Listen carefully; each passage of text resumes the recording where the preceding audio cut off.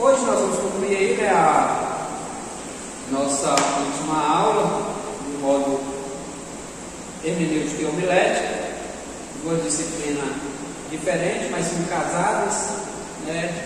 Nós vamos ler 1 Coríntios capítulo 2. Eu vou ler até do 1 ao 5.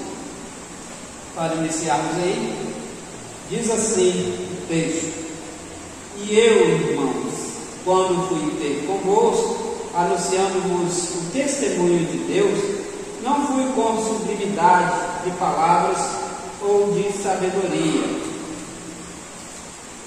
porque nada me propus entre vós, senão a Jesus Cristo e este crucificado. E eu estive convosco em fraqueza, em temor e em grande tremor. A minha palavra e a minha pregação não consistiram em palavras persuasivas de sabedoria humana, mas em demonstração do Espírito e de poder, para que a vossa fé não se apoiasse em sabedoria dos homens, mas no poder de Deus. Esse texto aqui ele revela profundamente a capacidade de Paulo. Ele tinha uma grande capacidade de convencer qualquer pessoa do que ele quisesse, né? No começo do texto aí, a gente já vê que quando ele foi encontrar os irmãos ali, né, na pregação de Paulo em Corinto, ele vai falar assim: ó, eu não tive aí, eu não fui, eu vou ter uma versão atualizada, eu gosto da versão atualizada, porque ela é de fácil entendimento. Só que o que o texto já deixa bem claro aí para nós é que Paulo ele tinha a capacidade de convencer qualquer pessoa de qualquer assunto que ele entrasse, qualquer coisa que ele abordasse, ele sobressaía. E quando ele chega na igreja de Corinto, ele vai falar com os irmãos de Corinto, ele vai dizer para eles: ó, não venho aqui com a minha sabedoria humana falar com vocês.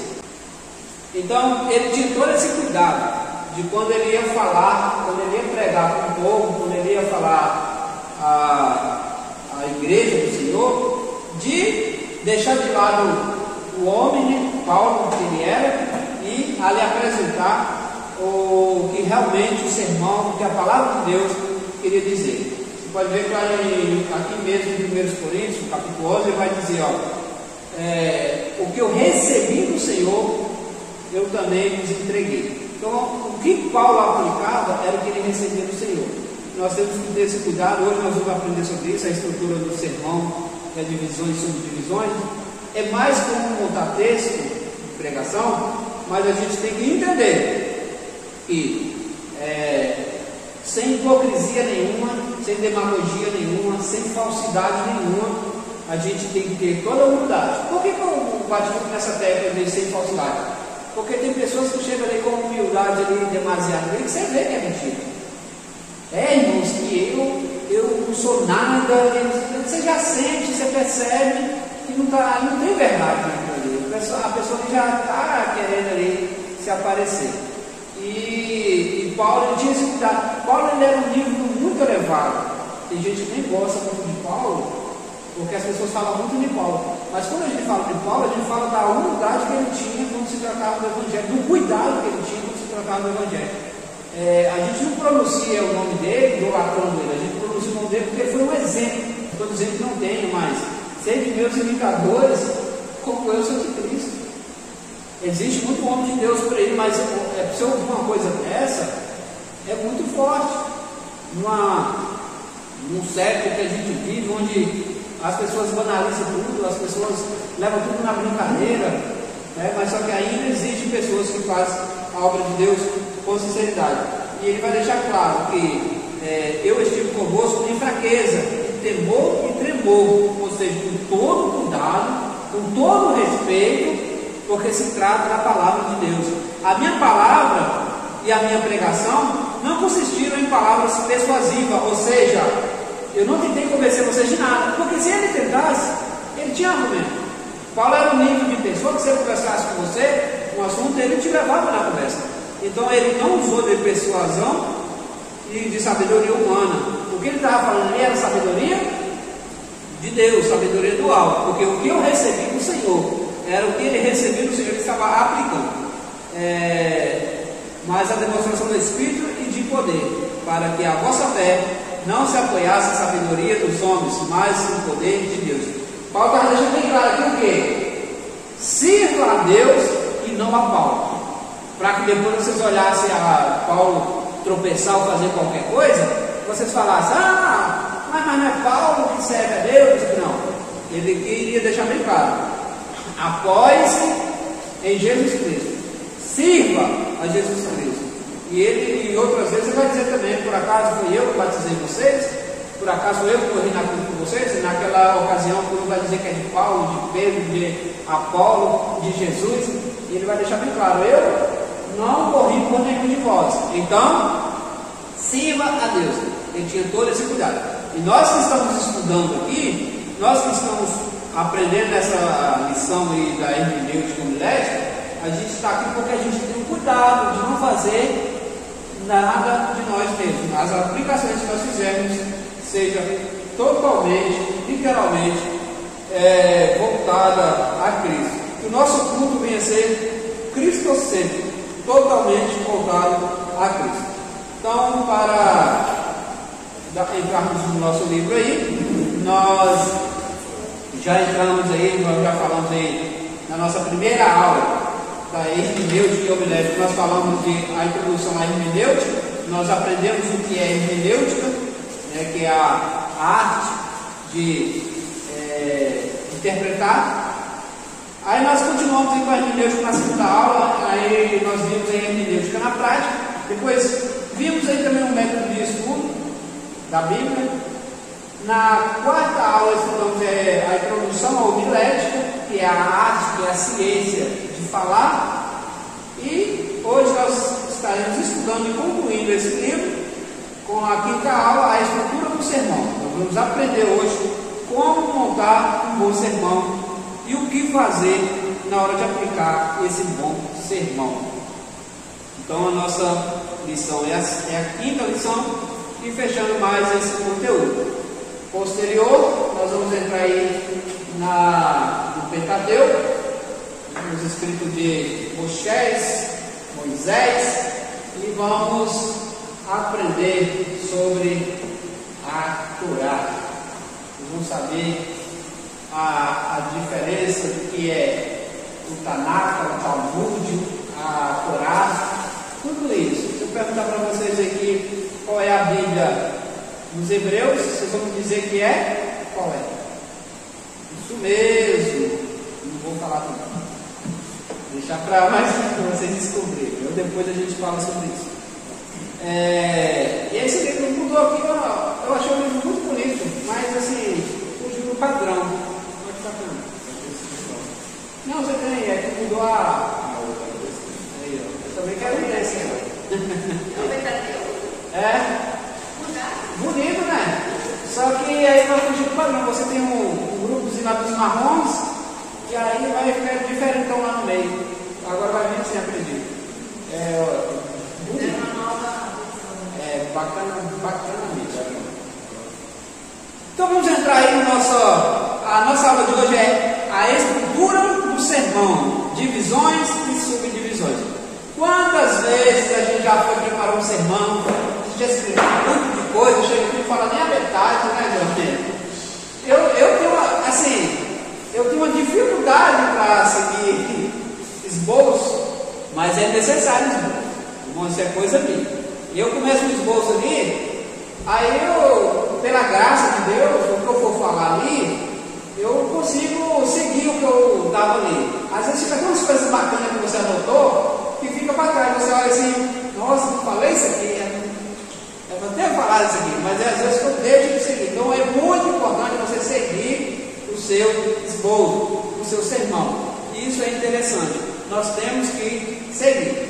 Você também não precisa ali escrever aquelas frases. Se você ler bastante o texto, quando você lê lá, você está falando aí sobre salvação. Aí você quer falar sobre a salvação aí de Naamã ali, a cura de Naamã. Vamos falar falar ali. Vamos falar da salvação do eunuco ali, né, que Felipe levou para o eunuco.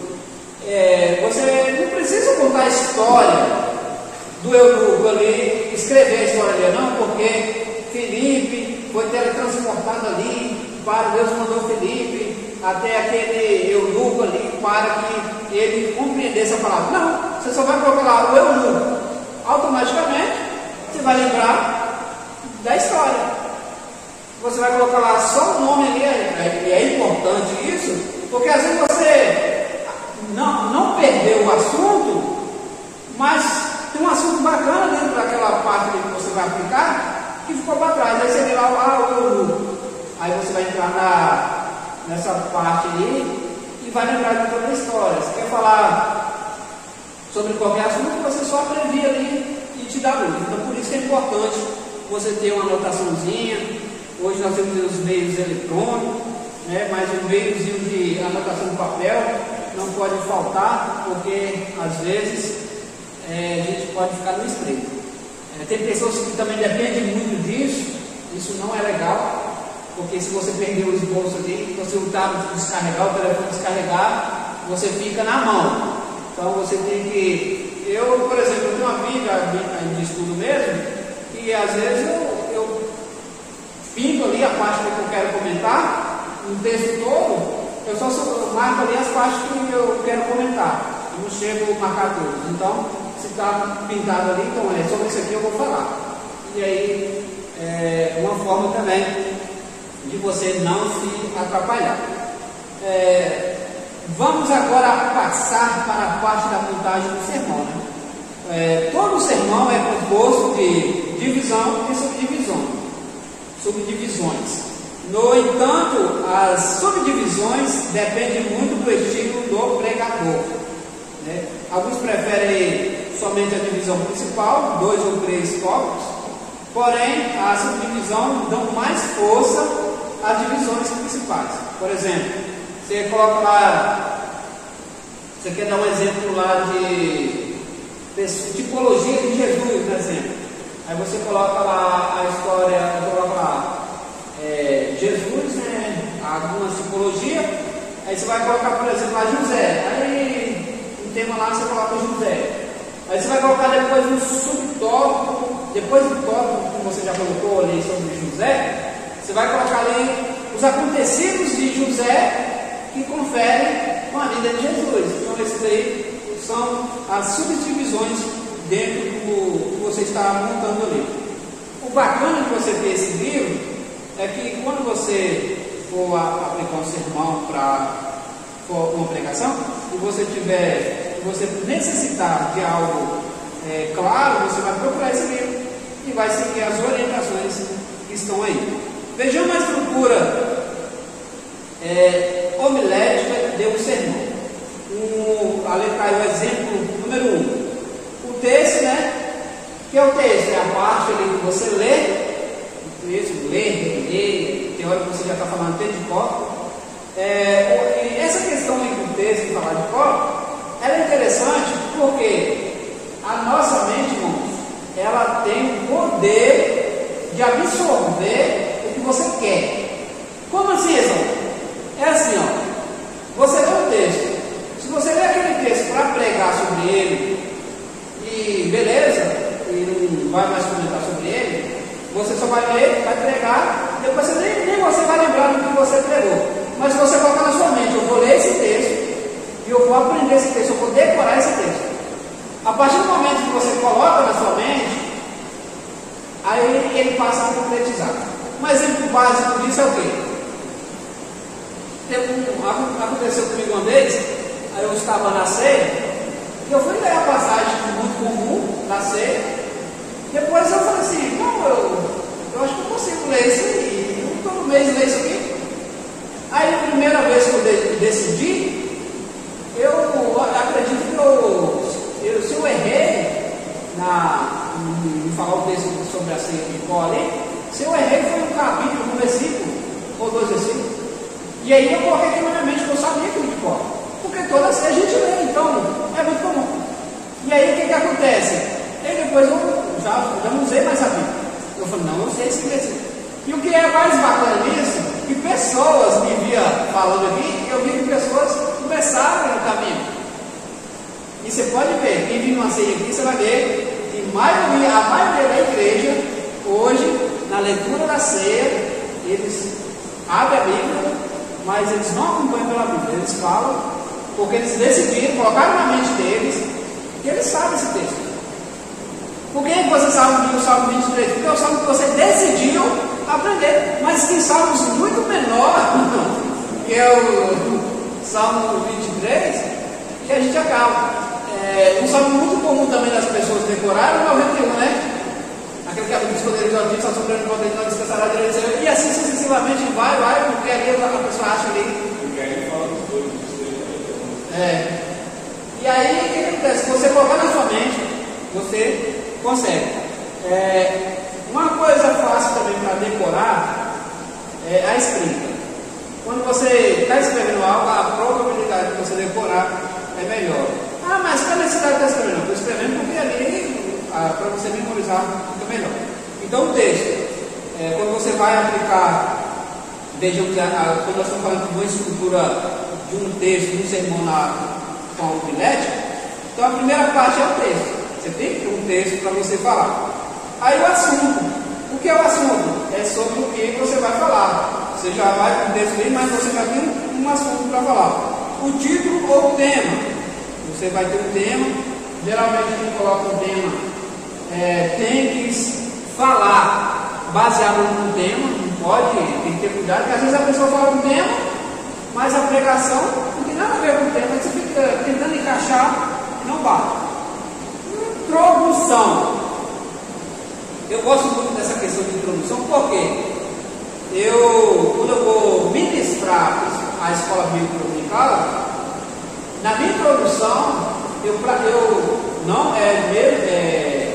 claro que não no mesmo tempo da aula, mas na minha introdução, vamos dizer que eu gasto 10 minutos na minha introdução, mas nessa introdução eu tento falar quase tudo que eu vou falar na aula. E isso é importante. Na sua introdução você tem que deixar claro no que você vai tratar. E isso vai aguçar o interesse da pessoa. A pessoa vai ouvir você e, lembrando que se você introduziu algo, você tem que continuar nesse algo e depois a pessoa vai cobrar isso. Vamos dizer que o tempo foi pouco, não deu para aplicar a aula toda. Mas, resumidamente, lá na introdução eu falei. Você pega 3 tópicos e um subtópico. Então, de todos eu falo um pouquinho na introdução. Irmão, lá nós vamos falar disso, por que aconteceu dessa forma com Paulo, está falando de Paulo agora, a lição atual. E quando que isso aconteceu com Paulo estava nessa situação assim que aconteceu. Beleza, aí o segundo tópico vai falar assim, as viagens missionárias de Paulo. Porque as viagens missionárias de Paulo foi 1, 2, 3, e nessa viagem aconteceu isso. E no terceiro tópico vai dizer que Paulo ali foi preso, e depois Paulo teve que encontrar ali com os doutores da lei ali, e se defender, e basicamente aí aplica a aula ali, resumidamente. Aí depois, na hora da aplicação, eu vou entrar nos pormenores ali, nos detalhes. Aí nós vamos falar o que realmente aconteceu, o que Paulo estava usando ali quando caiu de cima de um cavalo, como o pessoal fala, caiu de cima de um camelo. E a Bíblia relata que ele caiu por terra, mas já tem gente que fala que foi de um cavalo, mas a Bíblia não fala de quem foi. Então, aí a gente já entra. Aí eu já vou mais tranquilo, lembrando que você vai abrir espaço ali para todo mundo falar, quem quiser falar, mas você não pode perder o controle, você tem que aplicar, você tem que ter um plano de aula para que a sua aula não seja aquela aula, o irmão nunca sai do primeiro tópico. O irmão sai da introdução. Tem pessoas que vão pregar e ele fala quase uma hora e fala pela introdução. A igreja aqui do que? Misericórdia, Senhor, viva nós. Então, nós temos que ter muito cuidado. E é interessante, irmãos, se você não se policiar, e quando você está com um assunto, nem vou falar nem graça, quando você está com um assunto mesmo, você fala um assunto, vai surgir no assunto, se você não se policiar, você não entra no conteúdo que você tem que falar, que você precisa falar. Então, por isso que nós temos que ter esse cuidado. Aí o tema, o título, a introdução, que é muito importante, a proposição, do que nós vamos falar. ver isso aí mais na frente. A transição ou locução transacional.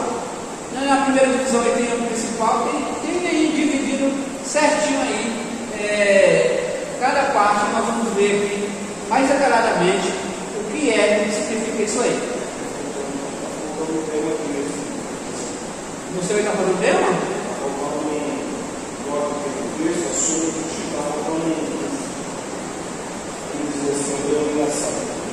Hoje eu tem muito as considerações dos agradecimentos. Sim, e não entrou nesse daqui, mas aí na frente a gente vai ver isso aí. Essa consideração ela é importante também na hora aí de você aplicar sua pregação ou sermão.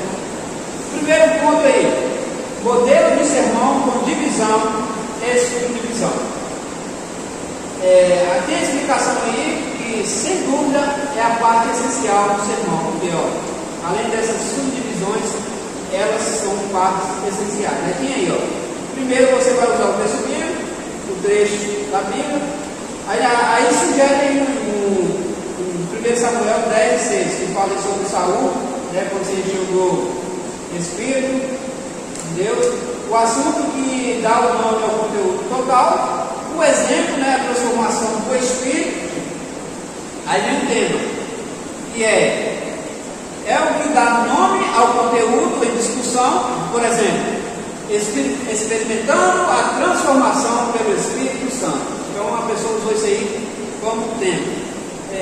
Aí tem a introdução, eu até resumi um pouco aí. O pregador procura preparar a mente do ouvinte perante o interesse para que eles tenham, para aprender a atenção deles sobre o que ele vai falar. Então, nessa questão aí da introdução, é ela que vai dizer se as pessoas vão querer te ouvir ou não. Eu vou dar algumas dicas para vocês aqui, quando vocês vão aplicar ensinos,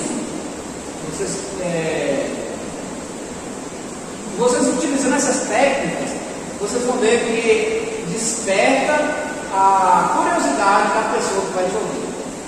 Você pode ver que quando acontecem essas práticas que eu vou falar para vocês, a atenção da pessoa fica presa ali. Você começa a aprender a atenção das pessoas. Então, ali na introdução, você vai usar assuntos que vai prender as pessoas para te ouvir. Lembrando que nós falamos na aula passada que nós temos que ter todo cuidado com a postura, com as vestes, para que as irmãs não fiquem lá cochichando, calça coladinha daquele irmão ali, olha o cabelo, olha a sobrancelha daquele irmão ali, não sei não, hein?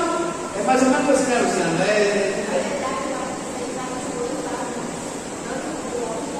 Sim, não, mas eu estou falando do homem lá no.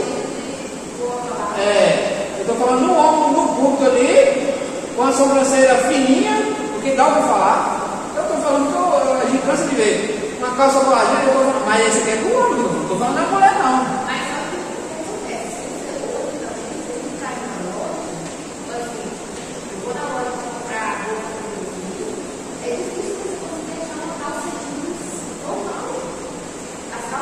A moda leva tudo para um lado, né?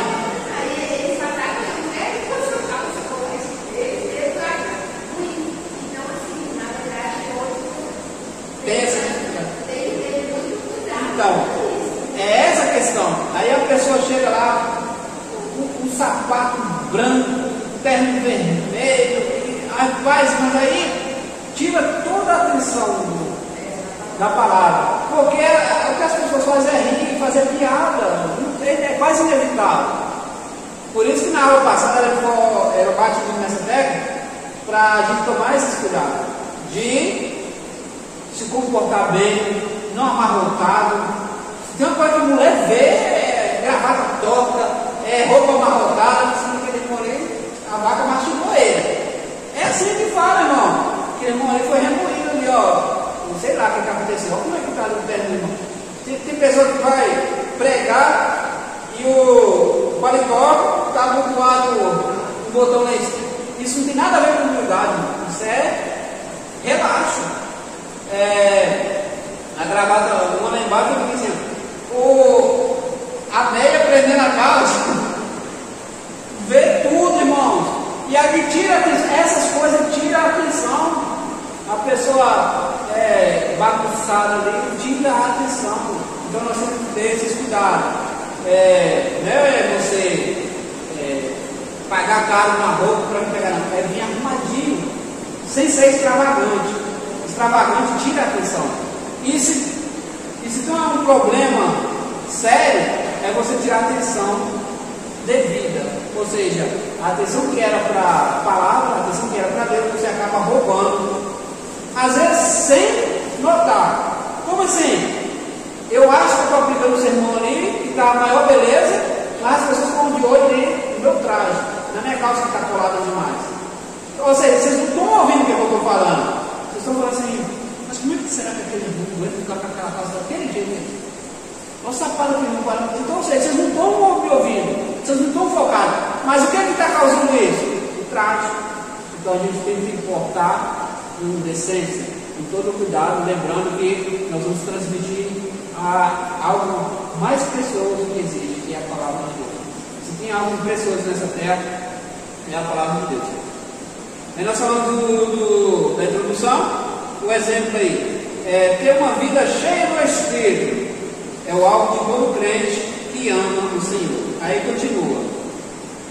Embora Saul seja sinônimo de fracasso, a gente sabe que só se trata de Saul, mas ele teve um momento aí, no começo do seu ministério, quando ele foi obediente a Deus ele foi cheio do Espírito. Aí, para vocês terem entendimento, que é possível a pessoa estar cheio de Deus e depois dar lugar ao diabo, ou seja, depois perde, é possível. É complexo entrar nesse assunto que eu vou falar para vocês aqui agora, essa questão da predestinação, que eles usam o argumento, Deus escreve o nome da pessoa lá no livro da vida que vai lá e apaga, mas Deus não é onipresente, Deus não está lá no futuro, não é que é uma borracha que está apagando. Então, ou seja, mentalidades fracas para dizer que quem é salvo acabou e já era, não tem mais como perder essa salvação. Então são assuntos difíceis que as pessoas, nem tão difíceis, mas que as pessoas utilizam para às vezes distorcer a palavra de Deus. Mas Saul, ele foi uma pessoa cheia, ele profetizou, foi uma pessoa que teve cheia do Espírito, mas depois ele teve as suas recaídas. Tudo por conta de poder. Aí vocês veem o perigo do poder. Hoje, se você perguntar no culto de domingo aqui, no meio da grande obreira aqui, quem quer ser pastor, você acha rapidinho, numa assembleia daquela que teve lá de posse, que nós tivemos recentemente aí. Você perguntar ali quem quer ser um pastor, quem quer uma igreja para tomar conta, aparece muito. Mas aí, dia de hoje, o pastor já saiu daqui, já teve oração aqui. Tinha o quê? 6 pessoas. Ele já fez visitas. Abriu o culto aqui com 1, 2, 3 pessoas. Então, as pessoas ignoram tudo isso, entende? E só não vai saber, não. Domingo, até comentei com o Johnny aqui, antes de vocês chegarem, que tendo um aluno aqui, eu vou aplicar a aula para um aluno que estiver aqui. Às vezes a gente desmerece as coisas pelo fato de ver uma pessoa e falar, isso é para você hoje, vamos adiar, vamos deixar para outro dia. Não, aquela pessoa que vê para ela que a aula vai ser aplicada. E o culto é assim mesmo, é uma pessoa que você prega para uma pessoa. Teve um dia, no domingo, o domingo que foi após a jubilação do nosso pastor, nós chegamos aqui, estava Pedro, Thiago e João, e o João tinha saído também, e eu falei assim, nós vamos cultuar Deus aqui, e nós vamos acabar esse culto com 9 horas. Eu coloquei isso na minha mente, nós vamos acabar esse culto com 9 horas. Aí depois Deus teve graça, foi mandando pessoas, foi mandando, mas é claro também você não pode ser chato. já teve a pregação, libere os irmãos, não fadiga. Mas você entendeu? Chama Deus vai trabalhando, canta um louvor, um conta uma benção, outro faz uma pregação. Quando você vai ver, tudo dá uma maravilha, deu a hora. Então é valorizar, honrar o ministério, é honrar as pessoas que estão ali, é honrar as pessoas que têm compromisso com as coisas de Deus. Porque no dia que você chega a dois, ele fala assim, não vai ter oração não, porque é só dois, aquele que veio vai saber, a oração aconteceu, porque nós estávamos lá.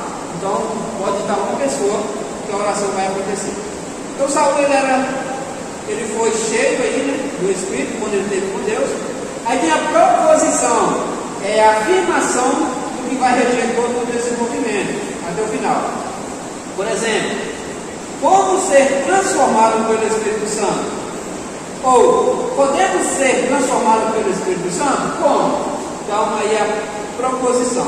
Aí vem a locução transicional, que é com base no texto, né, que nós utilizamos aí, 1 Samuel 10, veremos como podemos ser transformados pelo Espírito Santo.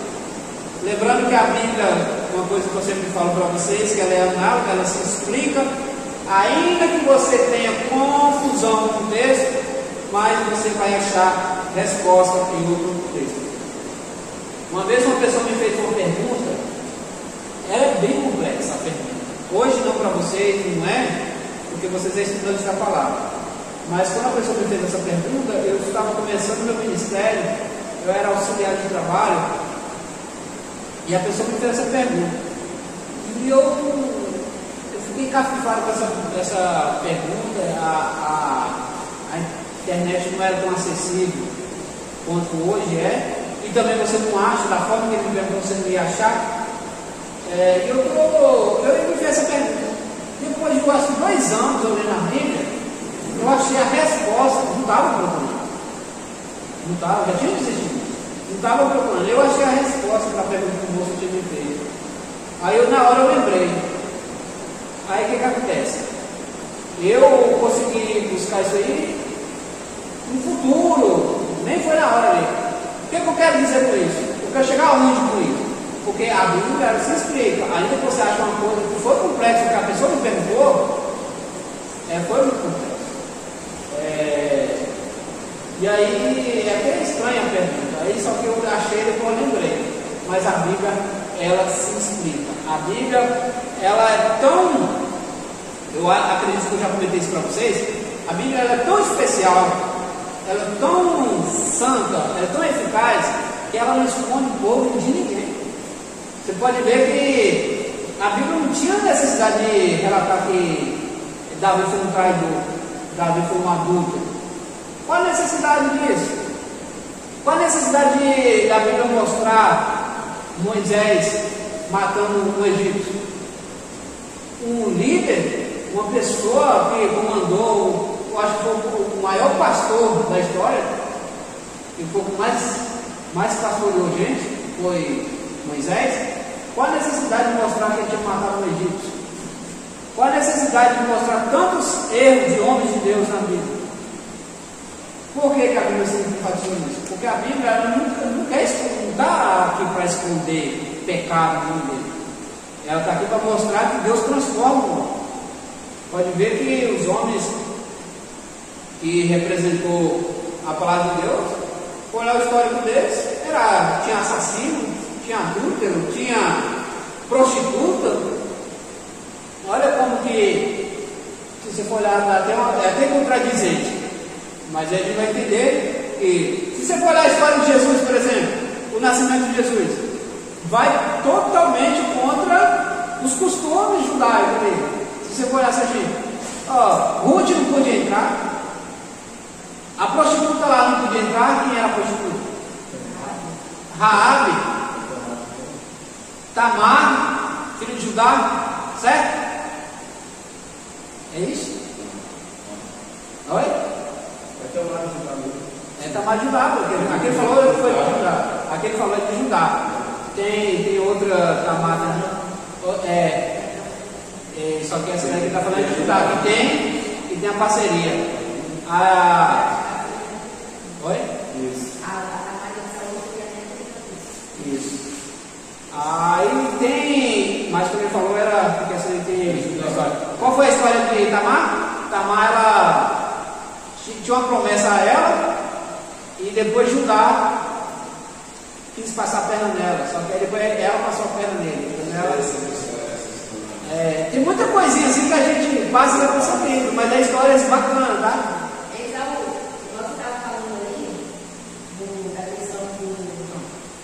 Saúl, que ele foi, vou falar, no início do ministério dele, depois teve expulsão, depois ele acabou se afastando, saiu fora dos propósitos do Senhor, né? E aí você pegou uma graça para Ezequiel, que fala da responsabilidade pessoal, Deus mandou ele para falar com Israel.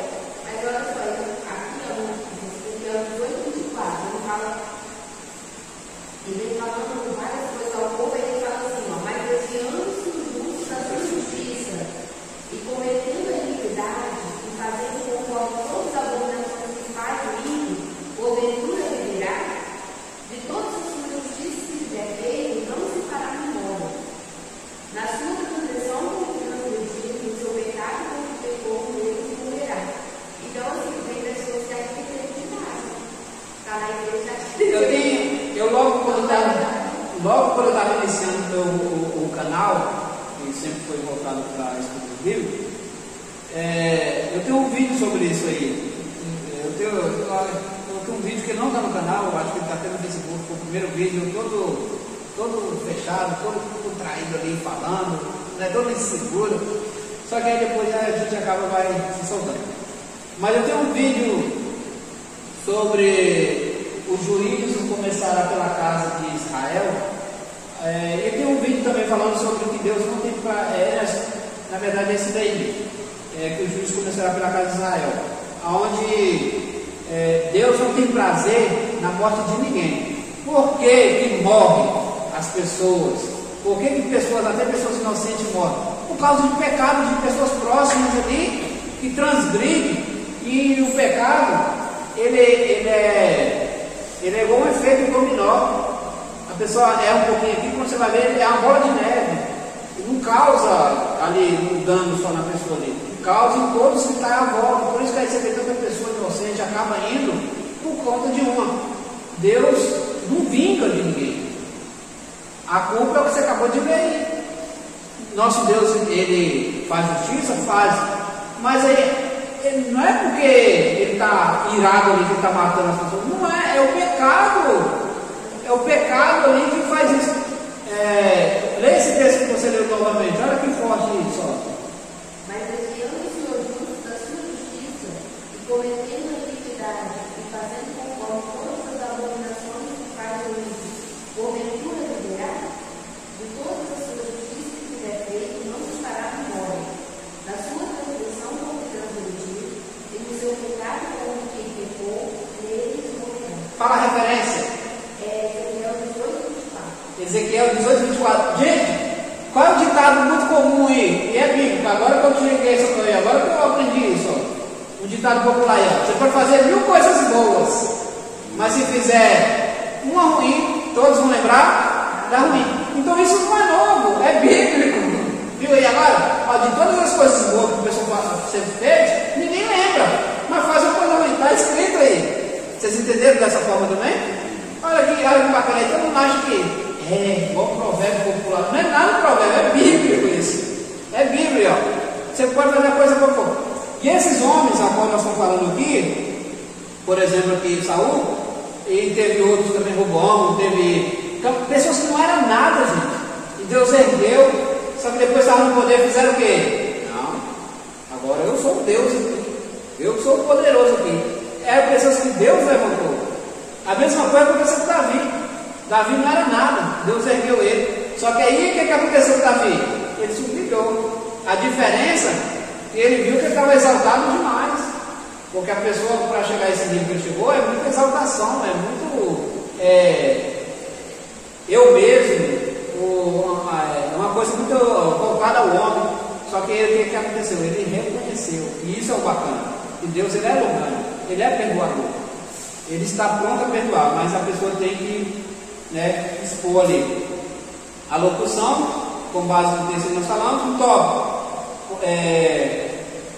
Podemos ser transformados pelo Espírito, evitando gastar tempo com pessoas que vivem comentando a vida dos outros. Aí vem as sugestões aí, o subtópico, né, que você vai montar lá no seu sermão. Você vai colocar o número 1, aí depois você vai colocar 1.1, 1.2, e ali vai colocando ali os subtópicos ali, né, dessa forma. Muita gente gosta mais dos algarismos romanos, que é o tradicional, aí coloca ali 1.2 ali. Aí coloca aí embaixo ali 2.2, outros já coloca a letra A no ponto 1, letra B, e assim sucessivamente. Mas o importante é você saber ler a estrutura ali do seu sermão e não se perder. O subtópico, aí tem os exemplos que vocês devam seguir. Aplicação: devemos evitar ficar demasiadamente preocupados com coisas materiais, pois corremos o risco de não dar a devida atenção às coisas espirituais. Hoje é bíblico, né? Busca antes as coisas do alto, buscar antes o reino de Deus, a sua justiça, e essas coisas, ou as outras coisas, não serão acrescentadas. Deus fala sempre isso. Deus não deve nada para ninguém, mas Deus a mesma Bíblia relata: eu nunca vi um justo desamparado, nem a sua descendência mendigar o pão. Você pode ver pessoas contar aí, irmãos, eu passei por situação que não tinha nada para comer, mas na hora do almoço nós enviávamos o almoço. Eu passei não sei o que, mas na hora lá nós usávamos carro. Porque a Bíblia sempre diz: eu nunca vi um justo desamparado, nem a descendência mendigar o pão. Então a Bíblia é fiel. Aí onde entra aí a fidelidade. Esse justo aqui é o quê? É justo o quê? Andar continuamente firmar em Deus.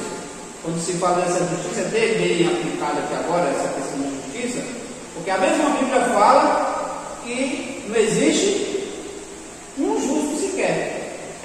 Né? Mas aqui já tem a aplicação para você, nunca vi um justo desamparado. Então, como nós estamos falando de légica, de Deus, tudo temos que saber como aplicar a luz dessas coisas. Evitar gastar tempo com pessoas que vivem comentando a vida de outros. 1 Samuel 10:3. Por quê? Essas pessoas elas fazem esse comentário e acaba levando a gente a pecar. As pessoas que vivem e falam mal dos outros, talvez você está ali cheio de Deus. Cheio, você até consagrou nesse dia. Aí vem uma pessoa falar mal de outra pessoa. Aí você acorda, aí você joga por terra tudo o que você fez. Você tem que botar na sua cabeça que o dia que você tira para consagrar o Senhor é o dia que o diabo vai te tentar. Porque se você está ali tranquilo, talvez ele nem está nem para você. Isso não é bacana. É bom que ele está furioso com nós. Mas o dia que você decide, ele vai te perturbar. E nas coisas muito simples que para a gente não perceber mesmo, porque ele é sutil, irmãos. O inimigo de nossas almas ele é sutil. Ele usa até que diz, né? Ele usa o sapatinho de algodão, né? Querem dizer que vai chegar de mansinho. E, querendo ou não, faz um certo sentido, porque o diabo ele é astuto, ele é estratégico. Ele enfrenta um batalhão, ele vai pegar o soldado que está ferido.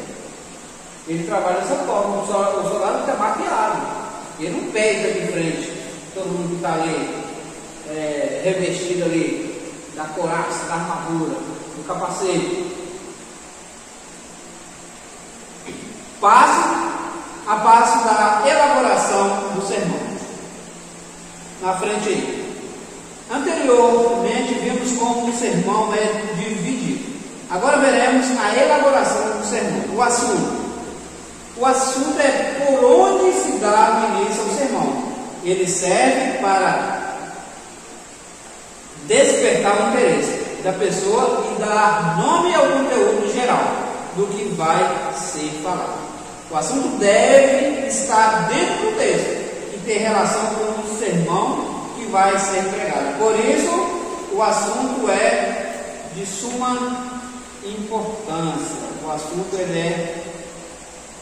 que você vai falar ali, ele tem que ter sentido com o texto que você leu. O que acontece? Como descobrir o assunto? Como você vai tirar o assunto ali? Você vai ler o texto, vai ver de que ele fala, qual é o assunto, o que ele mais comenta, de que ele está falando, de um modo geral, falando da Bíblia. Qual é o assunto da Bíblia? Jesus. O assunto da Bíblia é Jesus. Então a Bíblia relata Jesus do começo ao fim. O propósito da Bíblia é falar de Jesus. O propósito da Bíblia é apresentar Jesus. Como que nós conhecemos Jesus? Através da Bíblia. É a Bíblia que nos revela sobre Jesus. A escolha do assunto ela deve ser, antes de tudo, feita em oração. Antes, você tem que orar, como nós já falamos disso. O pregador deve consultar a Deus, pois ele conhece a necessidade do povo. Ou seja, eu vou falar para um povo e quem sabe o que precisa ser pregado ali é Deus. E o nosso Deus, ele é tão grandioso que numa multidão, às vezes ele fala ali só com uma pessoa. Aí, para quem não conhece Deus, e para quem não tem, os nossos pensamentos não são os pensamentos de Deus, eu falo assim, nossa, vai fazer igual o camarada lá que questionou porque Deus, o primeiro milagre de Jesus foi transformar água em vinho. Você sabe que tem um camarada aí que questionou isso, né? Nossa, que tanta coisa para fazer, e Jesus vai transformar água em vinho. Tanta vida ali para ser salvo, e vai transformar água em vinho. Procura isso, não vê isso. Procura não, para de ver besteira, é isso aí.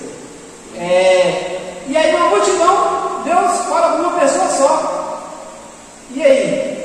Aí tem vezes que sai gente reclamando, mas a palavra ela não retornará vazia. Irmãos, e isso é forte, porque independente em qualquer situação que a palavra for aplicada, ela vai achar guarida no coração. Tem vezes que fala com todo mundo, mas tem vezes que fala com um. Tem vezes que fala com um, que nem está vindo da igreja. Você está ali pregando ali, está falando, mas são pessoas que estão lá na esquina lá, Deus está falando com ela. Tem mais uma coisa dessa? E depois, como você vai saber? Deus vai mostrar para você que Ele te usou naquele dia para falar com alguém. E você quer ver, tem vezes que você sai assim. É que eu não sou pregador. E por isso que eu evito até convites de pregação, porque eu não sou pregador. Mas tem vezes que você sabe, meu Deus do céu, o que aconteceu? Não aconteceu nada. Não houve nada. Não, meu Deus, o que aconteceu? Só que depois você vai ver. Alguém chega para você e diz, aí eu consolo, meu Deus, aí você até chora, a pessoa te ligou, irmão, aconteceu assim, talvez, você nem lembra mais. E é até bom para você lembrar que você tem tristeza naquele dia. Eu não estou falando que você falou coisa errada, irmão, mas então, aí o que acontece? Você sai dali. Como eu não queria ter pregado hoje? Como que eu queria que eu passasse de mim esse cálice? Só que depois vem o resultado e você, é a forma de Deus trabalhar. Não é que você falou besteira, mas é porque aquele dia era, irmãos, eu já cansei de preparar uma palavra em casa e chegar aqui na igreja, alguém pregar sobre o assunto que eu separei. Eu já vivi isso, não foi nenhuma nem duas vezes não. Falei assim, o negócio era esse mesmo. E você deve se alegrar e não ficar triste, porque era o que Deus queria falar, só que não era através de você. Irmãos, umas 2 vezes ou 3, já aconteceu comigo, não sei se já aconteceu com os irmãos. Eu vou lá e falei assim, se der oportunidade depois, é aqui, Aí chega alguém e lê o mesmo texto que você estudou, na festividade aqui recente. O menino me pediu para orar, só que na hora que ele me pediu para orar, eu ia fazer até a citação do versículo. Só que eu não fiz, por ética. Mas Nesse dia eu queria fazer essa citação. Eu não fiz, que era 1 Timóteo capítulo 4, versículo 12. Quando a mulher foi pregar, ela falou do 11, capítulo 4, versículo 11. Você mais um bati em cima. Então, é coisas que acontecem, é quando você está em conexão. Então, não fica aborrecido, irmão. Se naquele dia que você parou a pensão bacana, e Deus usou outra pessoa para falar. Isso quer dizer que você está em conexão. Você está o Espírito ali está, como é que é a palavra? Testifica, obrigado. O Espírito testificou que era aquilo mesmo. Olha que bacana. Então está de acordo. Isso eu fiz agora igual o nosso pastor Ralf. O pastor Ralf, às vezes ele está dando ensino e ele fala, Paulo falou uma coisa. O que Paulo falou, Miguel? Aí, às vezes, dependendo do que ele está falando, aí o pastor Miguel ou outra pessoa que pergunta já responde em cima, né? Mas depois não tem como saber tanta coisa como falou. Como assim falou, né? Fiz parecido aí agora. Então, vamos descobrir o assunto. Então, você lendo ali, você vai saber qual é o assunto. O que mais falar ali é o assunto. Cuidado para não falar de algum assunto que não tenha importância para o público que vai ouvir. Às vezes você vai falar de um assunto que os irmãos vão ficar se perguntando, mas por que ele está falando mesmo? O que tem a ver? Fala, Deus. Da igreja lá na Então tem pessoas que você vê, às vezes você vê no texto e eles não falam sobre o que ele tem. Tem gente que começa ali e às vezes ele não fala de nada, na verdade, se eu estou falando de Bíblia, né? Tem gente que às vezes não fala de nada. Cuidado com isso, tá, irmãos? A pessoa abre a Bíblia ali, ela tem que falar da Bíblia, ela tem que ser objetiva e tem gente que começa a contar casa e acaba você fadiga. Às vezes nem todo mundo fadiga, porque não tem ali a prática de estudo da Bíblia como você tem. Então, mas você que é amante da Bíblia, você vê lá, vai ser como aparentemente foi uma coisa bacana, mas você não conseguindo achar ali a palavra e você vê uma coisa muito comum. A pessoa lê lá, fala 2 minutinhos, aí começa revelação da culpa dela, não sei o que, você fala assim, mas está faltando aí o mais importante, que é a palavra. O que edifica é a palavra, não é revelação não. É que nós somos incrédulos não, é que nós cremos na palavra, entendeu? Vamos lá, diferença de assunto, então você tem que ter cuidado para não desviar o assunto. Bom, hoje, antigamente, Dona aí, a Luciana vai saber disso aí, se quiser bem vivido. A pessoa escolheu o tema e se falava em cima do tema os 3 dias da festa. Ela não era assim que funciona. Hoje que ninguém prega de tema mais. Na verdade, há 3 dias e no domingo tinha 3 cultos. De manhã, de tarde e de noite no encerramento. No domingo, né? No domingo era assim mesmo. De manhã tinha um culto. À tarde, então, ou seja, era 6 cultos, quando começava na quinta, né? Tinha vez que era assim. Então era uns 6 cultos, tudo em cima do tempo. E todo dia era fogo para tudo que é lado. Era muito bacana. Ninguém conseguia repetir a pregação do outro. Mas hoje a igreja ora, Deus dá o tema, e chega aqui alguém já não terra tudo que foi orado. Porque se eu orei para Deus me dar um tema, e você chega aqui e prega fora do tema, você está jogando por terra. Na verdade, eu acho assim, que a pessoa que é convidada para trazer a palavra é uma falta de ética, eu acho. Porque se ela vai recebeu um convite 1 mês antes do congresso, aí o pastor fez o convite assim, foi disponível tal tema, ela vai ter o dever de estudar, gente. Tem pessoas que é tão ética que quando você convida elas, ela já pergunta, irmãos, qual tema vocês querem falar? Não, é livre. É pessoas cuidadosas. Mas se você fala o tema e não fala no tema. Então a gente tem que ter cuidado com isso aí também. Porque quando Deus quer usar, você dentro do tema, Deus vai falar. Deus faz. Entendeu? Mas só que a pessoa tem que ter esse cuidado. Quando você não fala no alguém está errado ali. Ou a igreja não está condizendo, ou o camarada ali que é o outro, que está o certo ali. Mas eu acredito mais que a igreja está correta. Se vai mudar, uma lei é lei. Mas ali, no momento ali, se for de acordo com o que precisa mudar, mas você vai falar, irmãos, eu preparei, estou com a mensagem nesse tempo, mas Deus está falando aqui para me falar disso aqui. E é igual antigamente, hoje você não tem muito, mas antigamente era assim. Falei, cara, de antigamente? Eu não preparei nada, mas Deus vai me dar a palavra. Tem um assunto sobre isso aqui, então vamos falar sobre isso aqui. Vamos lá. Já foi isso. Diferença entre assunto e tema.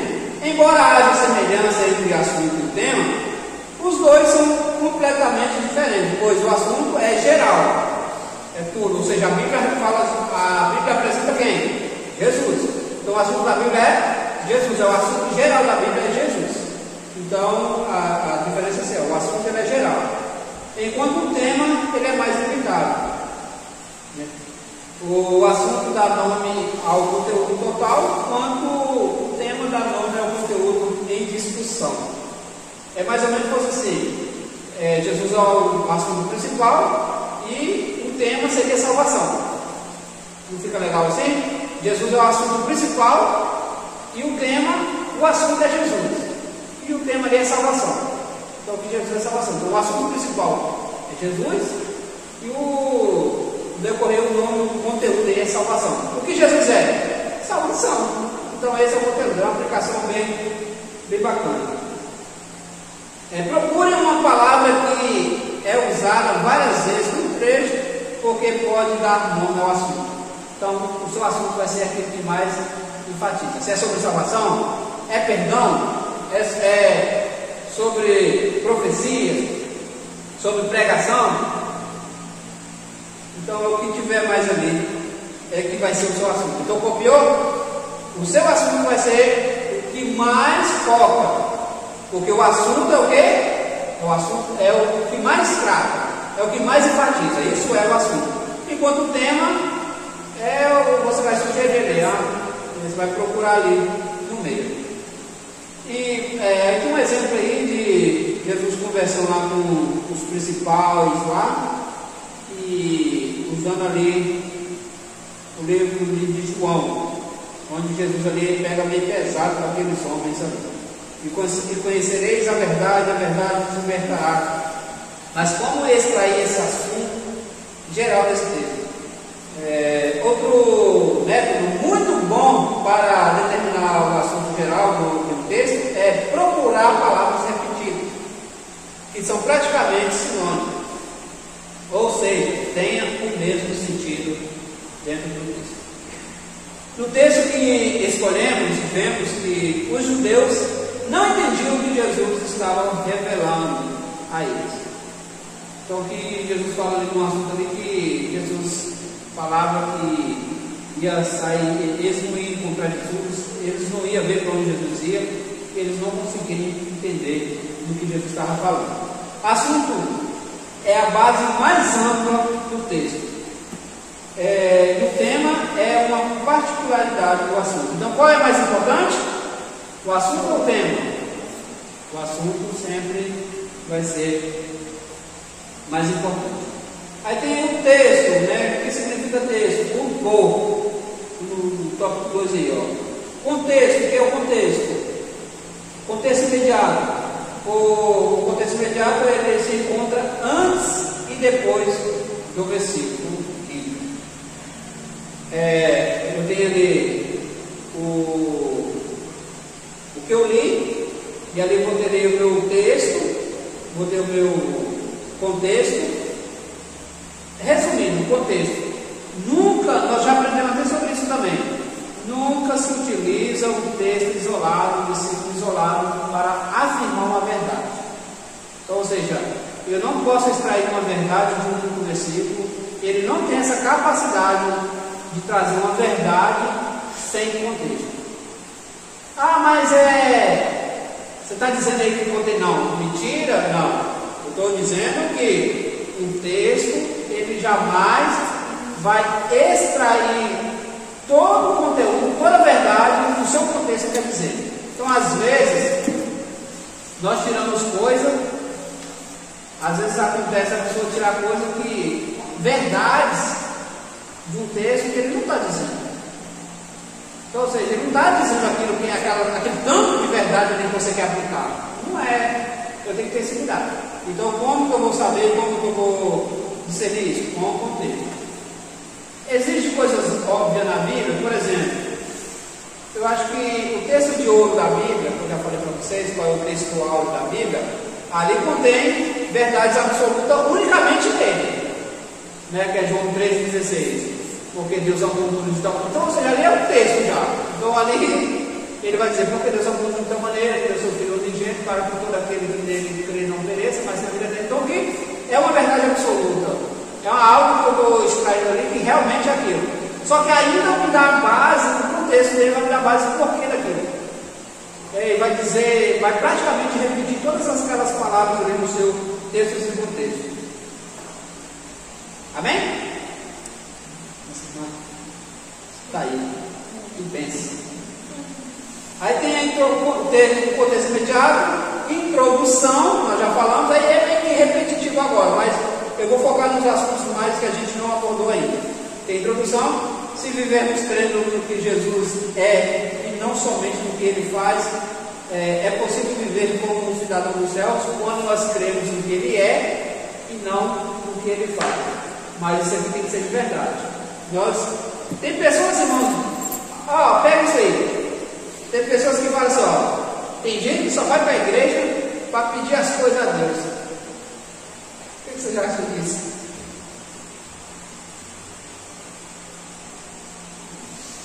Fala mais disso. Pode falar. Na verdade, eu acho que a gente pede, mas na verdade a gente não deveria pedir. Porque Deus, Ele nos dá conforme a nossa necessidade. Mas se a gente é bocão, entendeu? A gente vai lá e fica pedindo. E às vezes pede rápido. Erra por não saber pedir, né? Mas o que eu quero dizer para vocês aqui hoje, irmãos, existe uma dependência enorme em nós. E só quem preenche essa dependência? Deus. Então, porque eu estou indo hoje para o politicamente correto. Nós vamos pedir Deus as coisas porque é só Ele mesmo, nós devemos pedir. Então, ou seja, é lógico que esse vazio não está falando de pedir coisas materiais, mas o preenchimento espiritual que cada ser humano tem que, entre aspas, é do tamanho de Deus. É no tamanho de Deus porque Deus preenche, mas Deus é maior, os irmãos entendem. Mas assim, eu quero meio que derrubar hoje essa teoria. A gente só vai pegar e vai pedir a Deus. Hoje vai pedir o Satanás, hoje. Tem que vir para cá mesmo, vai pedir, vai que Deus te salva. Tem gente que vem para a igreja para arrumar um casamento. Quer lugar melhor para arrumar um casamento? Tem gente que é totalmente discorda disso. Rapaz, se todo mundo fizesse isso, tinha muito mais gente salva aí. Tem uns que não encontram, vem para cá e frustra e depois volta. Tem uns que entram até por meio gospel, essa palavra aqui soa mal, para fazer sucesso em pessoas de nome. Aí depois não dá certo, fica só, vai fazer igual que os porcos, o cachorro, que vomitou e voltou lá para comer o vômito. Mas assim, irmãos, não é errado você, assim, não está totalmente certo, mas não é errado você vir pedir a Deus, porque nós somos, se tem uma coisa, nós não somos nada sem Deus. Não, dependendo mesmo, eu estava indo para o trabalho essa semana, eu estava pensando nisso, rapaz, não tem que pedir Deus as coisas, eu mesmo me corrigir, mas se eu pedir a Deus, eu vou pedir a quem? Não é Ele. É lógico que quando fala pedir com excesso, é que a gente não faz por merecer. A gente pede além, pede além do que merece. A gente não merece nada. É essa questão de graça e misericórdia. Graça é eu ganhar o que eu não mereço. E misericórdia é eu não receber o que eu mereço. E o que eu mereço? Inferno. Então, isso é misericórdia. Então pegou aí? Graça é eu não receber, graça é eu receber o que eu não mereço. Misericórdia é eu não receber o que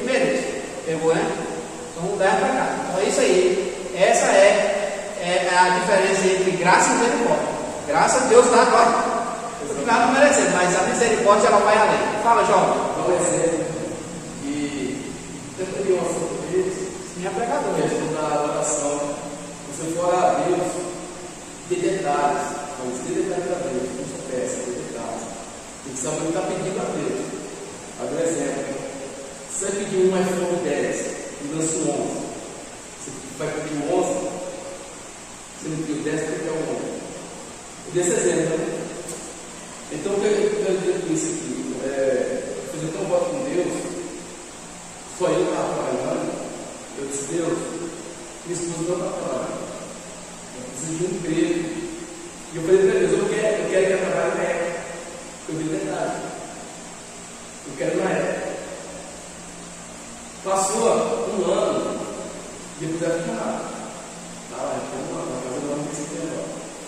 Eu vou dar na época, eu vou tentar para Deus. Aconteceu assim, pode ser que sempre vai acontecer. A mesma coisa foi para Natal.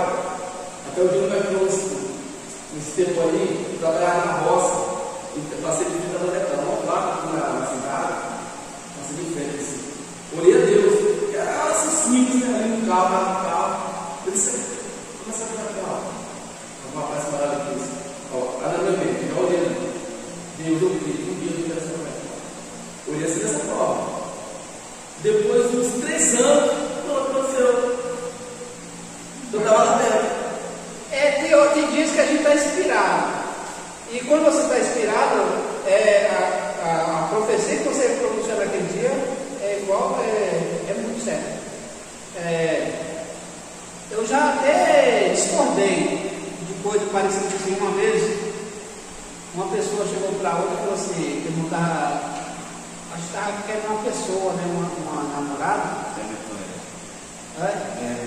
Aí a pessoa pegou e chegou para outra e explicou assim: não, mas fala para Deus, você quer uma namorada? Explica direitinho, porque você fica uma pessoa aí, depois de uma pessoa aí, ou seja, aqui dizer assim, depois vai ter um sexo aí que não é o oposto, e aí você acaba falando: mas eu não vou fazer uma confusão dessa não, mas realmente não vai.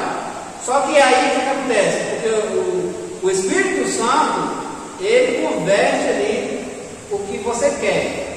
Só que a questão do detalhe vai acontecer diferente. Se você detalhar, o negócio é diferente. Então eu acho que nessa questão de profetizar sobre a bomba, acho que eu estou melhor para você. Porque uma vez eu passei de frente a essa empresa e também você falou: assim, ó, se eu abro a porta, levantei a mão no carro, se eu abro a porta para mim nessa empresa aqui. Isso foi dia 4 de julho, no dia 5 eles me ligaram. O negócio estava forte. E tem vezes que você profetiza assim, o negócio acontece de verdade. Mas o nosso Deus, ele é Deus de detalhe. Se você for pedir, peça o melhor.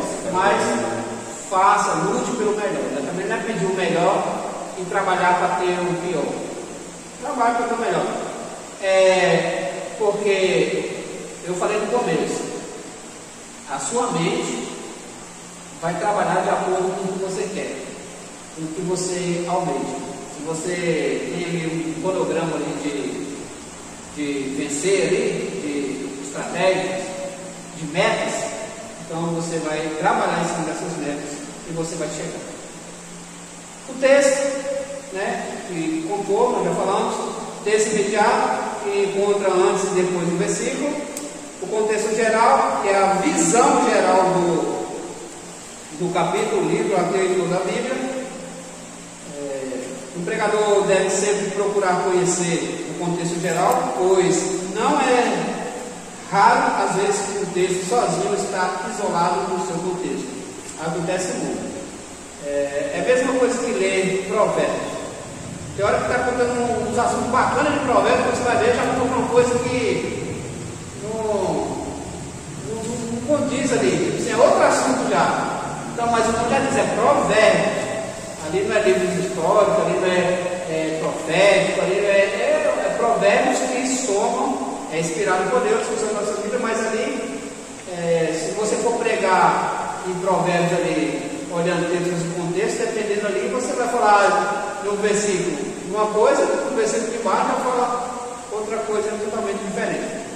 Então você tem que ter mais, ainda que lá fala de um assunto diferente, mas tem outros versículos que vai conferir. A palavra fé, ó, na introdução usando aí Abacuque aí. A palavra fé no sentido bíblico significa ser leal ou digno de confiança fiel. Aí tem a frase de impacto, que eu falei lá no início, que assuntos interessantes que vocês devam ter antes de introduzir algo. Preste atenção, o nosso pastor ele costuma fazer isso. Antes de entrar no conteúdo, lança ali perguntas. Extrai perguntas do texto que você vai falar antes ali, ao introduzir. Por que aconteceu assim? Quem é que estava lá? Quando que foi isso? Então a pessoa já vai parar para te ouvir, esperando as respostas para aquilo que você vai introduzir. Sempre que você for abordar assunto e você estiver se questionando na sala de aula, na Bíblia dominical, quando você tem assunto ali para falar e você já chegou com um questionamento baseado no estudo bíblico, as pessoas já param para te ouvir esperando a resposta daquelas coisas que você perguntou no início. Então esses assuntos é interessante você extrair essas perguntas antes mesmo aí na introdução do texto. A locução transicional, a Bíblia de Estudo Almeida Revista e Atualizada diz o seguinte resumo do livro. Obrigado.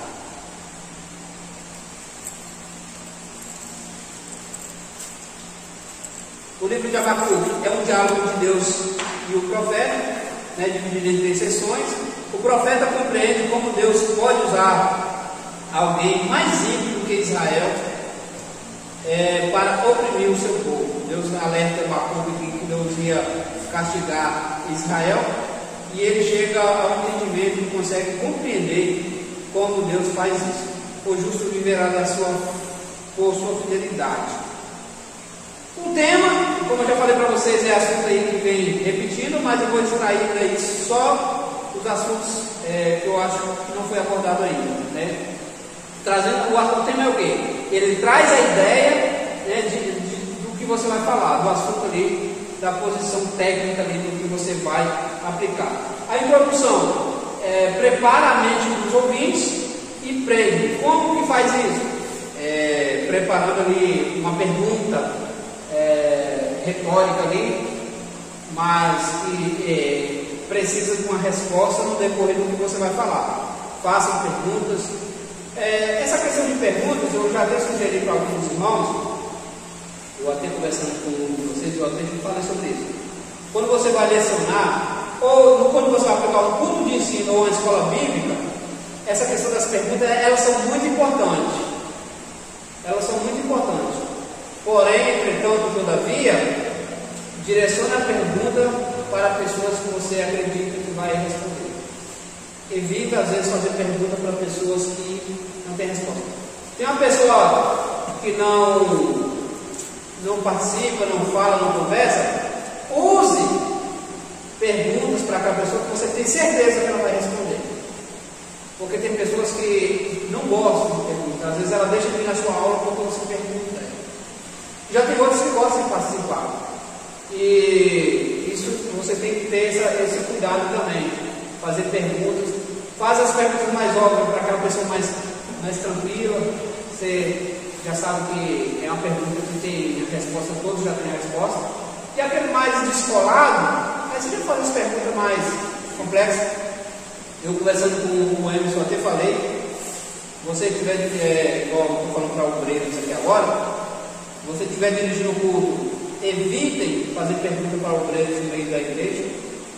Até expliquei o porquê, porque às vezes você vai pegar a pessoa de surpresa ali, e aquilo pode criar um clima ruim entre o obreiro e a igreja.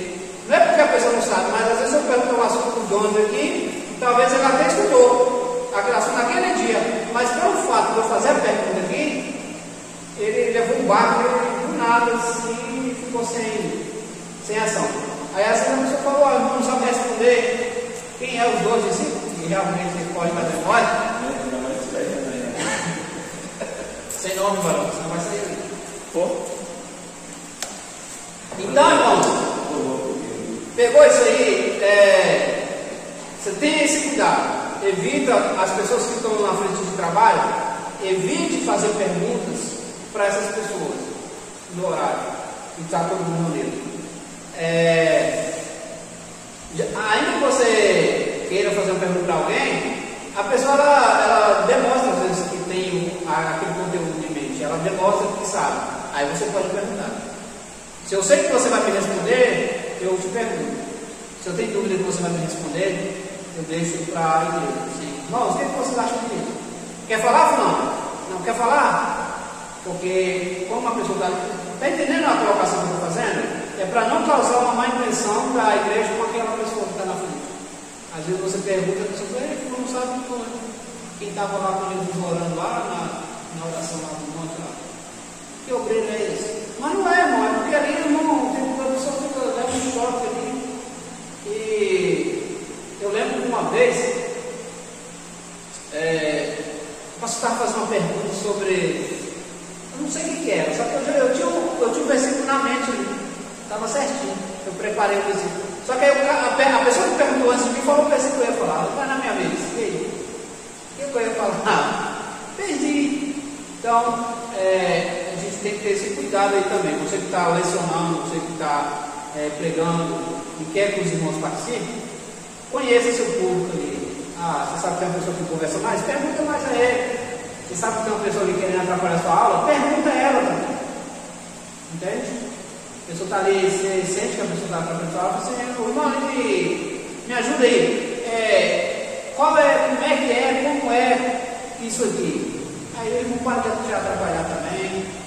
Teve uma vez que eu estava na sala de aula, uma coisa bem bacana, isso aconteceu aqui, um rapaz fazia umas perguntas meio chatas, foi meu aluno, graças a Deus, me ajudou muito. Não vou falar não por ele, me ajudou, ele é a bênção. E ele faz uma pergunta, aí o menino que estava lecionando falou assim, nesse dia foi até o Miliano que estava lecionando, e nesse dia o Miliano falou assim, tem coisas que eu não posso também ficar pegando para você, né? Eu não posso trazer partilhar, tem coisas que você tem que procurar. Ele até sabia a resposta, mas ele fez mais isso que ele já estava já perdendo a paz já com essa pessoa já. E eu tinha um aluno no curso aqui mesmo, acho que foi a primeira turma, a segunda turma.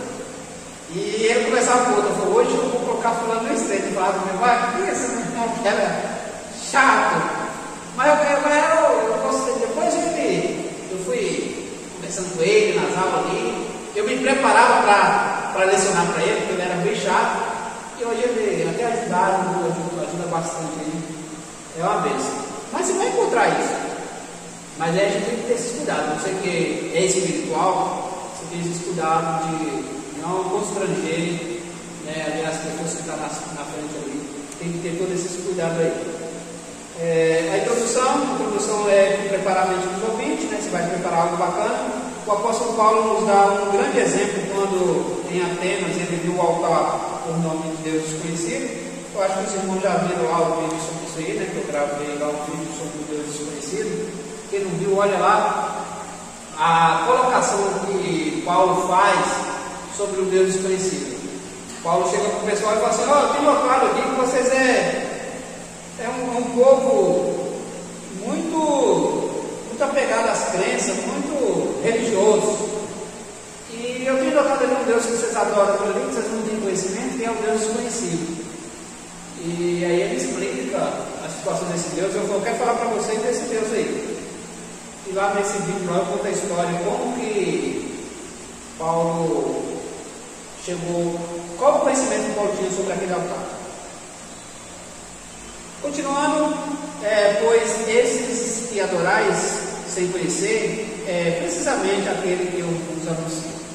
Então Paulo utilizava da estratégia. Eu li um texto aqui na introdução, que ele diz assim, que eu não usei de palavra de persuasão, eu usei de palavras humanas como eu vim falar para vocês, quando ele estava falando com a igreja de Corinto.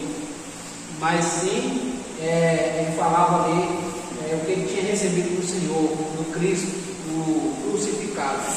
Paulo sempre deixou bem claro que ele sempre falava em nome de Cristo, aquele que foi crucificado.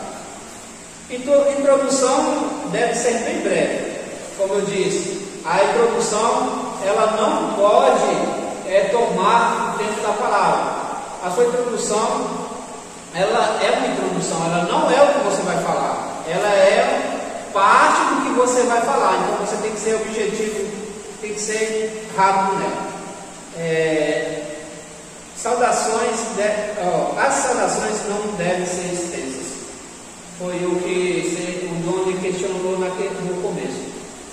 Qual é a forma ideal de saudar?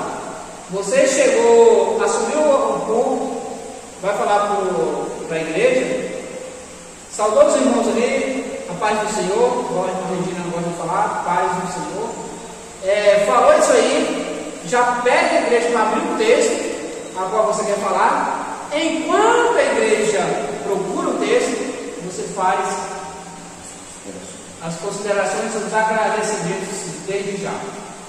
Eu quero agradecer primeiramente a Deus por você estar aqui, e ao pastor dessa igreja poder abrir as portas para nos receber, porque antes do pastor, antes do líder que convidou, foi o pastor que permitiu. Então, motorista que trouxe, a mulher do motorista que autorizou. Tem pessoas que aproveitam para tomar muito tempo mesmo, coisas necessárias, agradecimentos, mais isso que você comentou. Você vai colocar ali a Deus, o pastor da igreja e a pessoa que te convidou. Tem que você pode agradecer a alguém veio com você, beleza? Mas você tem que ser breve nisso, porque você não pode tomar tempo. Mas você também não pode deixar de fazer os agradecimentos, porque isso é validado como ética. Então você vai ter ética. Não é uma regra, assim, eu não preciso agradecer no início, eu posso agradecer no final. também. Então, aqui eu estou fazendo a colocação, você está juntando o útil ao agradável. Você está procurando o versículo, e você está fazendo ali, você quer que a igreja te acompanhe. É mais por causa disso. Mas, por que as pessoas fazem muito isso no início? Porque ninguém sabe como vai terminar. Entende? Às vezes a pessoa começa para ir até as 9 horas, mas você vai ver, está dando 9h30 ali. Mas tem situações que Deus trabalha ali, e o movimento ali, tudo fica mais gostoso ali, ninguém quer parar. É mais por essa questão. Para você não sabe, você sabe como é que está começando, mas quem decide como vai acabar é Deus. Ou até mesmo o camarada é chato e começa a cantoria, começa a revelação para todo é lado, e aí Deus já começa a até querer ir embora do culto, e aí não dá tempo nem de fazer seus agradecimentos. Mas a pessoa ética dificilmente vai passar por isso. Vai fazer, você pode ver que a pessoa ética, se dá para ela ali, ela é a pessoa que vai representar a palavra ali, mas se dá para ela ali faltando 20 minutos, a pessoa fala 15 minutos, que é bom faltando 5 minutos. Mas por que isso? Não é porque é 9 horas que acaba aqui? Então eu vou devolver porque meu pastor lá me ensina para ser assim. Então isso é ética.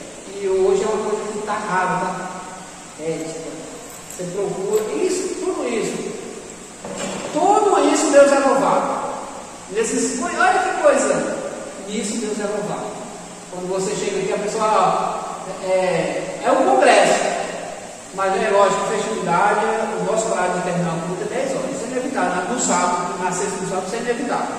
Isso é beleza. Por isso que tem gente que canta, depois canta de novo e vai passar tarde. Mas no domingo, por exemplo, não dá para cá, pessoal. Então aí a pessoa vai lá e fala e mostra um pouquinho ética. Isso. E ali você resume e vai resumindo. Deus até te dá graça ali nessa questão que você vai fazer aí. Então a mente tem que ser preparamento para você preparar a mente dos ouvintes. Introdução deve ser breve, né? Tem gente que recebe para dar uma saudação. O que é uma saudação, irmãos? Me ajuda aí. O que é saudação? Saudação é uma oportunidade de 35 minutos no máximo. Fala, José, o que é saudação?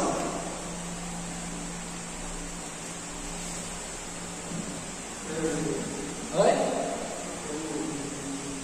Quer ouvir, né? quer falar? O que é saudação? Sabe o que é saudação? Vamos ouvir o Johnny com a saudação. O Johnny vai chegar assim: a paz do Senhor, meus irmãos. Amém? Graças a Deus. Eu agradeço a oportunidade em nome de Jesus. Isso é saudação. Aí a gente apelidou uma pequena pregação de saudação. Mas saudação é que a paz do Senhor Jesus. Ou bom dia, boa tarde. Isso é saudação. Mas aí é uma mini pregação que a gente associa com saudação.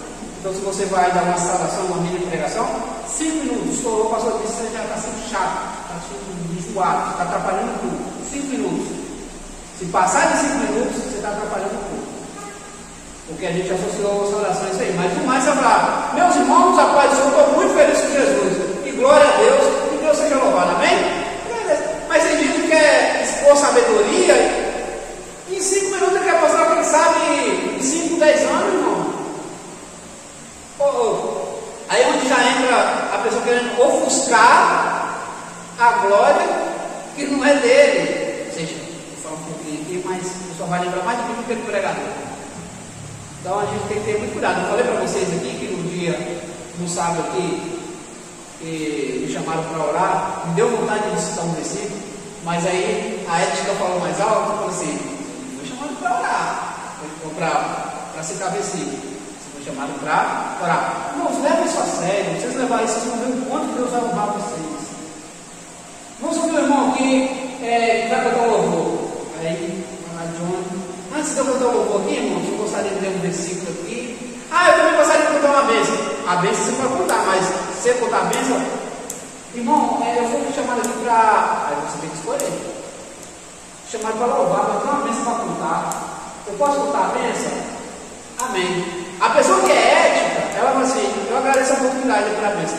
Mas aí o dirigente que está na direção do público vai falar: não, se eu quiser, pode louvar o bem que o senhor ia louvar. Aí Deus agrada.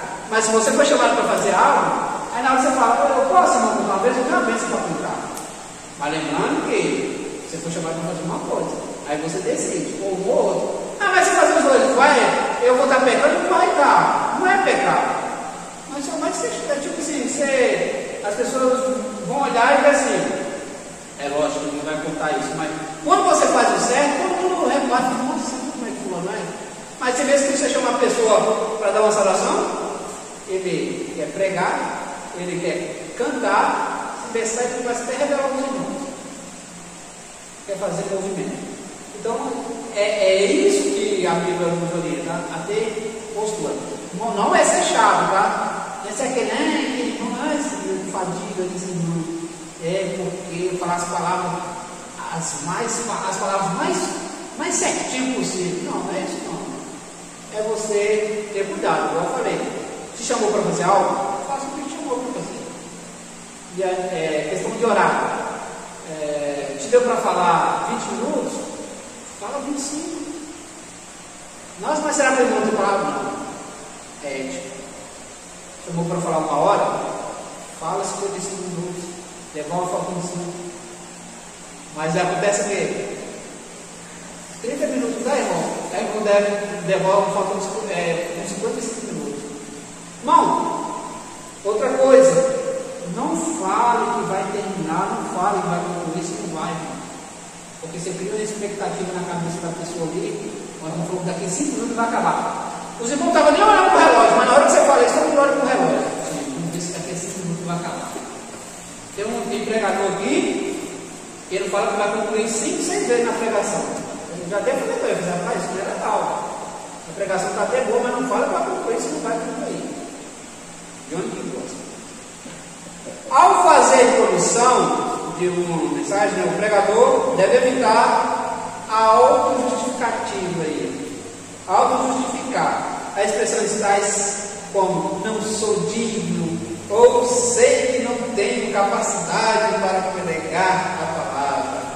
Eu vou falar para você: se o camarada falar isso e eu estiver perto, eu tenho que falar assim: não, tem gente aqui que tem condições.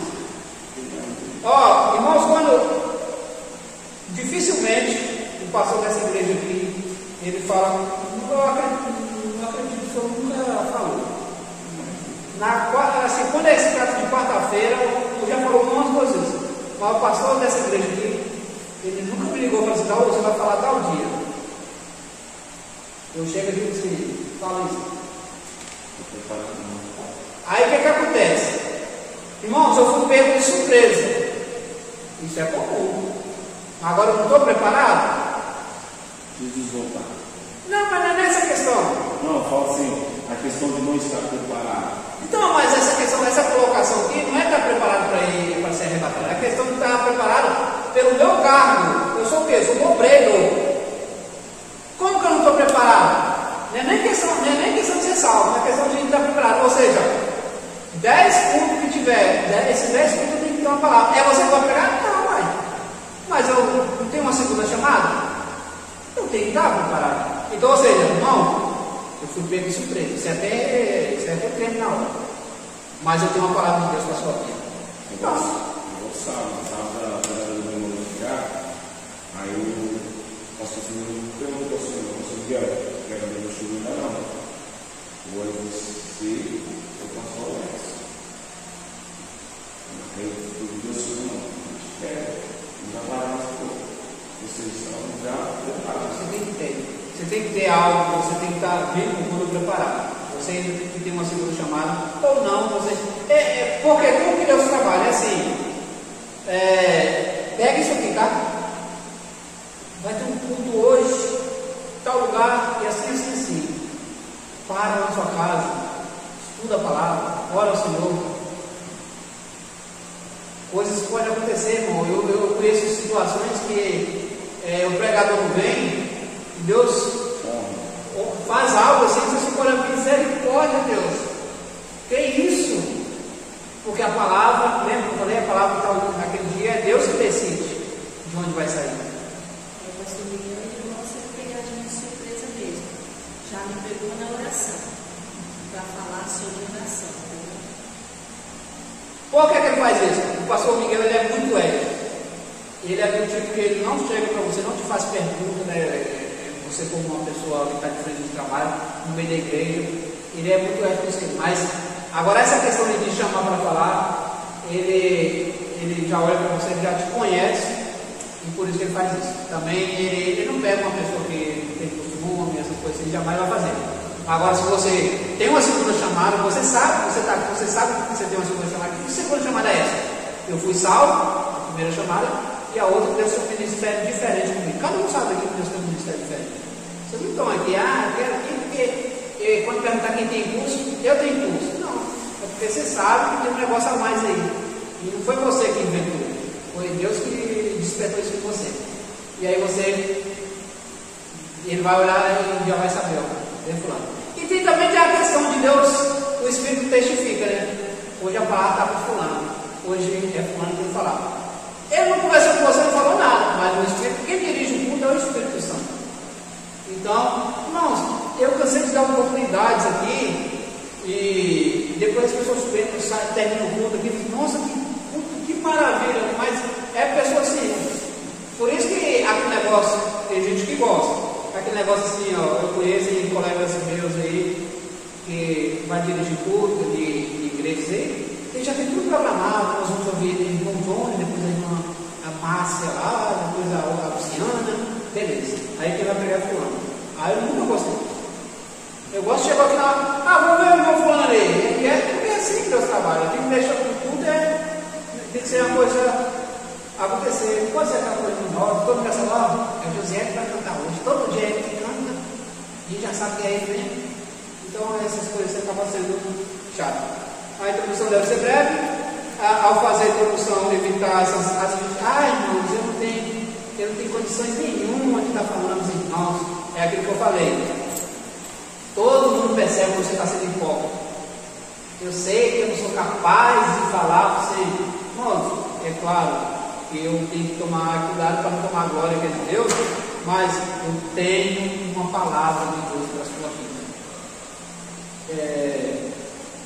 Tem tantas pessoas aí capacitadas? Tem. Mas hoje Deus escolheu eu para falar para você. Entende isso, irmãos? Não é ficar, irmãos, eu sei que eu não sou capaz, e que, né, os irmãos aqui, eu sou o menorzinho aqui. Você sabe que é hipocrisia, já está me Já está testado. Então você fala assim, irmãos, ó, tem tantos obreiros capacitados, mas hoje Deus escolheu a mim para trazer uma palavra para você. E Deus vai falar com você aqui. Quantos crentes aí? Você já cai glória, já fica logo, já entra no... Ou ainda dizer que não estava preparado. Conta-se que não vou dar esse exemplo, não. Se vocês quiserem, vocês lerem. Interessante. Você achou bacana? Isso aí, ó. Então vamos lá então. Esse distinto auditório merece ouvir um pregador à altura e não pobre, muito atribulado e humilde servo de Deus como este que vos fala. Todavia, pela dificuldade de conseguir outro, olha, e pela pena que eu tive do pastor fulano, eis que aqui para alguns aborrecer por alguns minutos, creio que, dizendo os meus pensamentos mal alinhados, estarei apenas reproduzindo vossos pensamentos. Tem gente assim, irmãos? Tem. Aqui, ó, é igual o livro de Macabeu, quando ele vai concluir o segundo Macabeu, nós aprendemos mais teologia sistemática. Ele, ó, se ficou bacana, se ficou ótimo, era o que eu quis dizer, mas ficou medíocre e ruim, foi o que eu fui capaz de fazer. Por isso, joga por terra a canonicidade do livro. E com a mesma coisa nesse sermão aqui. Pedro exorta-nos dizendo: se alguém falar, fale segundo a palavra de Deus, tenha sempre uma palavra de Deus. Não deve ser uma humildade falsa, né? Tem que ser algo verdadeiro. A introdução só deve prometer que realmente pode oferecer. Não introduza algo que você não vai falar, não seja chato esse livro. Aí tem a história aí. Nessa noite Deus irá levantar pessoas. Aqui, essa questão aqui é interessante, ó. O camarada assume a tribuna e começa a falar, ó, nessa noite Deus irá salvar tantas pessoas, Deus vai fazer milagre. Aí vai, depois continua, oferecendo um bocado de coisa. Não faça isso se você não tiver convicto que Deus vai fazer. Porque ainda que os irmãos ali, glória, aí que é bonito, mas tem alguém ali no meio que está voltando, você vê as almas que o irmão falou que Deus vai salvar. E o movimento que o irmão falou que Deus vai fazer. Então, evitem prometer algo que não vai acontecer. Tem dia que você está cheio de graça. Tem dia que se você orar com o outro, ele ressuscita. Mas tem dia também que você vai falar, não vai acontecer nada. A introdução deve despertar o interesse no auditório, aguçar o desejo de ouvir a mensagem que irá ser anunciada. Como fazer uma boa introdução? Um motivo real. Na introdução ele fará um resumo, indagação possível ou questionamentos que serão apresentados no desenvolvimento do sermão. Como eu disse para vocês, extrai perguntas que, ao você perguntar, seja retórica, que você vai responder no decorrer do sermão. A melhor fonte para a ilustração de um sermão é a própria Bíblia, pois nela encontramos parábolas, elogios, biografia e entre outros. Em diversas, nós falamos isso aí nas primeiras aulas. A frase de impacto, normalmente é aquela frase assim que vai causar, aí você, lendo lá, você vai conseguir uma frase bacana. Então, acho que é isso aí. Eu acho que tem mais algumas coisas aí, mas é a estrutura de sermões, vocês vão dar uma olhada em casa. Igual isso aqui que eu falo, dá uma olhada em casa. Fala para mim. Eu acho interessante, sim, que você deve se preparar, claro, mas você deve pedir um rema a Deus, uma revelação, entendeu? Rema não é palavra, é uma revelação. Revelação para a igreja. Não a profecia, não é nada, mas a palavra revelada para a igreja. Ele dá.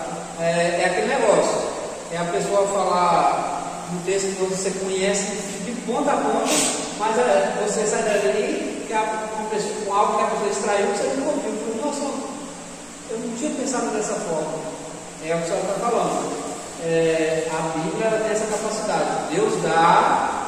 Ela tem ali a sua revelação óbvia, mas Deus dá aplicações que a senhora leva para a vida.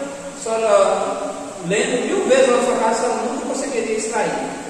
Mas ali na hora da pregação, quantos, irmão? Às vezes você vê a pessoa pregando assunto aí comum, o senhor todo dia, mas vem alguém que fala, você misericórdia, que graça é essa? Que ponto de vista é esse? Sermões que você vê pontos de vista que a gente não consegue extrair. É a graça e a revelação que Deus dá. E isso que dá. Por isso que é aconselhável o quê? O começo do livro aconselha o quê? Ora, peça a revelação. Porque a Bíblia ela já tem a revelação, ela é a própria revelação, mas nós conseguimos aplicar, extrair para as nossas vidas coisas novas, coisas que não conhecemos.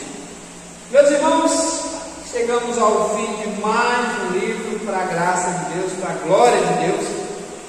E agora nós vamos aí ao nosso questionário e a nossa avaliação, dando fim temporariamente a mais um conteúdo. Nós já vamos entrar em outro aí, fortíssimo. Chegou, meu irmão, daqui.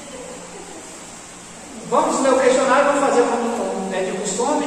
Vamos ler o primeiro, da lição 1, lição 2, lição 3, e assim a avaliação.